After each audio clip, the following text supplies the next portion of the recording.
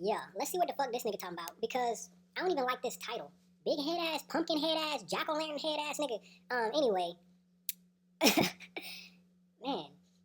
Anyway, okay, iron sharpens iron, reaching the hearts of non-religious people. So, like, this is my thing, because I'm a non-religious person. Don't try to reach my heart. You feel me? Like, don't do that. Like, and that's why I never really fucked with the ministry, neither, like, going out door to door. Because it's like, if I'm at home, it's one thing, okay, when it comes to this religion and whatever the fuck, it's one thing if, let's say I work with somebody that's a witness, and I'm asking them questions, and I want to know, right? And so they're telling me, they're sitting down, showing me the scriptures. Okay, cool. But my nigga, if I'm at my crib, in my home, enjoying my time, don't come to my door. Because I didn't invite you. I didn't ask you. Like, I'm not pushing what I believe on you. You know what I mean? So, like, get the fuck out of here. Like, shit crazy. Okay, let's just see what this nigga talking about. Hello, I am Akihiro, and this is Iron Sharpens Iron. Okay. Iron sharpens iron, reaching the hearts of non-religious people. Have you ever been in the ministry, and just as you're starting a conversation, the individual stops you and says, "I'm not religious"? Yeah. How did you react? Get the fuck out of here. Did you freeze up, unsure of what to say? There's nothing to say after that. I know it's happened to me. In this episode of Iron Sharpens Iron, we're going to discuss 3 tips to help us reach the hearts of non-religious people. And that's what be pissing people off.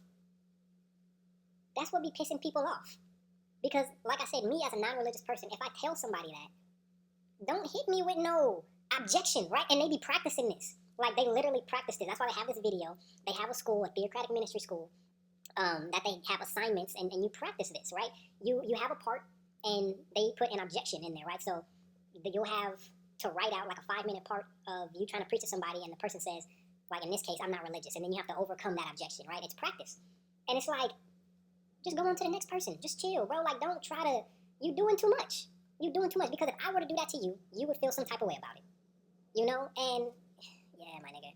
Religion, it's a difference when it comes to religion and spirituality. And religion is, and these niggas don't know because they just deep in it, but it's all about control, manipulation, fear-based, to get niggas to fall in line. And this shit crazy, bro. So let's see what they finna tell the non-religious people. But what comes to your mind when you hear the word non-religious? You might assume this means the person doesn't believe in God. Nope, that's not But what the it truth means. is that although the person may not belong to an organized religion, they might very well have a belief in God or in a higher power. So And she we don't want to make What's up, or in Shawty? a higher power. See? So we don't want to make assumptions.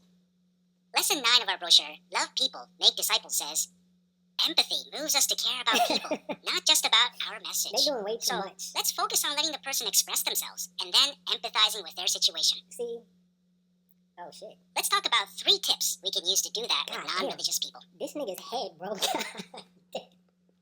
He gotta wear button-ups because he couldn't get that head through a regular collar. That shit is crazy. It's distracting me. I'm trying to stay focused. But when he turned his head, like, fuck, my nigga. He looks like Dwight from The Office when he had that pumpkin on his head. Alright, let me chill. Alright, so anyway, yeah, these niggas be doing the most, right? A non-religious person, they don't want to assume you want to reach the person's heart. Like, you already probing in my shit too much, my nigga. If I tell you I'm non-religious, I don't want to talk to you because you are clearly a religious person and you're trying to get me to join your religion. And I don't want to do that. So there's nothing that you're going to say that's going to get me, right? Which leads me to say, that's why they have to play on people who are vulnerable.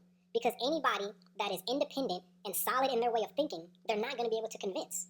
And you have to convince this person, right? So that's why they practice, right here, they're improving their skills so that they can manipulate, right, in the form of teaching. Pumpkin head ass. 1. Be positive. 2. Listen with understanding. And 3. Share information that addresses their needs. Now, let's see how we can apply these tips. Oh, here we go. You know, with so many crazy things happening in the world right now, a lot of people feel like world peace is an impossible dream. What's your opinion? If this is about religion, I'm not interested. Everyone is free to believe what he wants. What is important is not a bunch of rules and rituals, but believing in God from our hearts. That's my opinion. And see, remember, the witnesses is all about control and manipulation. So they're going to put what you may be thinking or believing right in your face and then combat it with whatever the fuck she's about to say.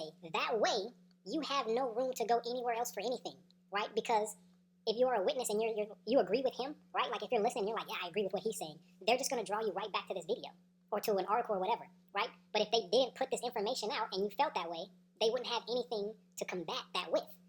And that's how they manipulate, that's how they brainwash. It's right in front of your face, right? So now if I say this to somebody, there's nothing that you need to say to me, right? Because I'm an independent thinker, my mind is made up. But to somebody that's on the fence or vulnerable, they're going to listen to whatever she has to say and then weigh it and then maybe join the religion. But if you're a non-religious person, how can you convince me to join a religion unless I am a vulnerable person?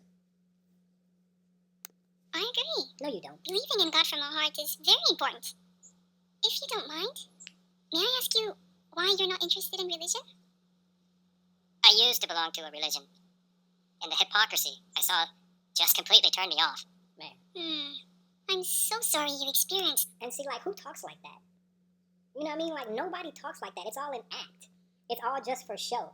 And I'm going to tell you right now, this nigga talking about hypocrisy in religion, oh, I'm sorry you experienced that.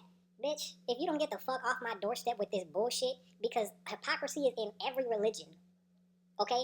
Especially the Jehovah's Witnesses, and I can speak on them because I was in that bitch. You feel me? So, like, come on, my nigga, you not convincing nobody about this shit. I can understand why you feel the way you do. If religion cannot be of much help, where do you turn to for reliable guidance during these tough times? Well, did you see how well our sisters put our first two tips into practice? Our sisters maintained a positive spirit, even after the householder told them he wasn't interested in religion. This is manipulation This gave the 101. householder the opportunity to speak and allowed our sisters to apply our second tip, listen with understanding. They listened as the man expressed himself. That allowed them to understand where he was coming from, and then to respond empathetically and keep the conversation going. But what if you meet someone who doesn't believe in God at all? Let's take a look. It's a beautiful season, isn't it? I love the lavender. So beautiful. Oh, yeah, I love it too. The color is lovely, isn't it? It is. To me, flowers are like an amazing gift from God. Have you ever wondered if there is a God? A guide? Well, it would be nice if there were, but I don't believe in God. Many feel the same way you do. If you don't mind me asking, have you ever wondered why some people do believe in God? Honestly, I have. But I haven't found a reasonable answer. Once again, our sister maintained a positive spirit and wasn't put off by the woman saying that she doesn't believe in God. See, does anybody else find this weird? Nobody talks like that. Like, if you just, like, that's an act. It's a front. Like, nobody's like that, right? And, damn. It's, like, low-key kind of scary because this is manipulation 101.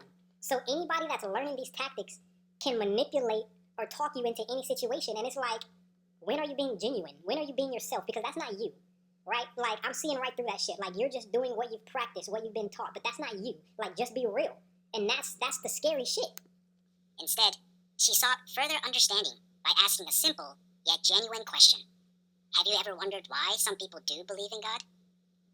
Did you see how the woman relaxed when she realized that the sister was actually interested in understanding her? My nigga, she didn't and was relax. willing to It's continue an the conversation?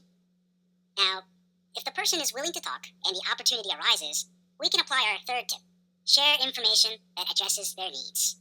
With our last householder, what do we have in our library of publications that we could share with her? We could share one of the brochures in our teaching toolbox that addresses creation. Or, if they are available in your language, a video from the series, Was It Designed? Or viewpoints on the origin of life. And see, now let's say they came up to me and they're talking to me and they're trying to show me this. If I were to show them something, like, hey, I got this video that I made or this article that I wrote, I want you to take a look at it, they wouldn't look at it, right? And that's a telltale sign that you in a motherfucking cult, my nigga. Like, I can look at your shit, but you won't look at mine. Like, I can take your literature, but you won't take mine. It's something up with that. What the fuck really going on? And that's why this shit not genuine. It's just practice and it's rehearsed until they become good at manipulating people. And that shit's scary, dog. I can't fuck with you. So, let's make it our goal to be more familiar with all the tools Jehovah has given us. Every year, there are non-religious people who become Jehovah's Witnesses.